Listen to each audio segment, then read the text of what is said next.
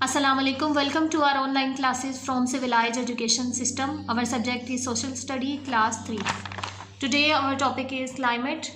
Chapter number 1 climate. This is my second lecture. Climate की हमने half reading कर ली थी. उसमें हमने फूड के बारे में पढ़ा था. हमने फूड पढ़ा था. फूड फॉर हॉट क्लाइमेट में कौन से फूड होते हैं, कोल्ड क्लाइमेट में कौन से होते हैं. इसमें हमने ड्रेसेस का पढ़ा था कि क्लाइमेट के अकॉर्डिंग हमने कौन सी ड्रेसिंग करनी होती है. हमने हाउसेस का पढ़ा था कि क्लाइमेट के अकॉर्डिंग कौन कौन से हाउसेस होते हैं. और अब नेक्स्ट है हमारा एनिमल्स.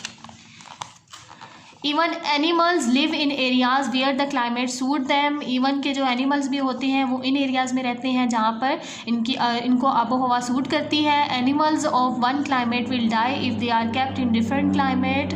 वो एनिमल्स जो अगर आबो हवा डिफरेंट हो जाए तो उन जहाँ पर वो रह रहे हों तो वो मर भी सकते हैं. यानी कि अगर कुछ देखें, कुछ एनिमल्स ऐसे होते हैं कि जो हॉट क्लाइमेट में ज़िंदा रहते हैं, कुछ एनिमल्स ऐसे होते हैं जो कोल्ड क्लाइमेट में ज़िंदा रहते हैं. तो अगर वहाँ पर कोल्ड क्लाइमेट और हॉट आ जाए तो फिर वो क्या होते हैं, वो एनिमल मर जाते हैं. For example polar bear and penguins are cold climates animals. इसी तरह फॉर एग्जांपल पोलर बियर और penguins are cold climate animals. ये जो दो एनिमल्स हैं वो कोल्ड क्लाइमेट एनिमल्स होते हैं.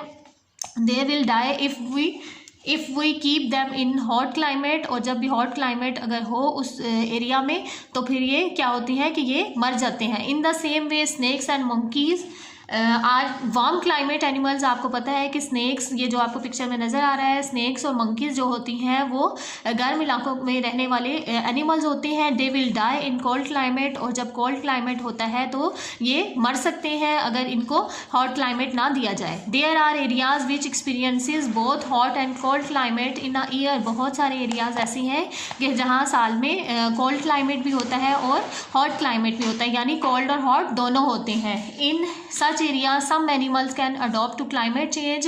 कुछ एरियाज़ में ऐसा होता है कि जो एनिमल्स होते हैं, कुछ एनिमल्स वो होते हैं वो अपने आप को अडॉप्ट कर लेते हैं, यानी यूज टू कर लेते हैं जब क्लाइमेट चेंज होता है. यानी अगर सर्दी है तो गर्मी आती है तो वो अपने आप को उसके मुताबिक ढाल लेते हैं. Some migrate to other areas to avoid climate change. और कुछ एनिमल्स ऐसे होते हैं कि वो दूसरी जगह पर चले जाते हैं, यानी अगर वहाँ पर ठंड हो गई है तो वो गर्म इलाकों में चले जाते हैं. नेक्स्ट है हमारे पास fascinating facts. Winter crops in Pakistan are called rabi crops and summer crops in Pakistan are called kharif crops. और जो पीछे हमने लेक्चर में मैंने आपको बताया था कि विंटर क्रॉप्स में जो फूड्स या विंटर क्रॉप्स इन पाकिस्तान में जो होती हैं उन्हें रबी क्रॉप्स कहते हैं. जो हमने पीछे विंटर क्रॉप्स पढ़ी थी, हमने फूड्स पढ़े थे.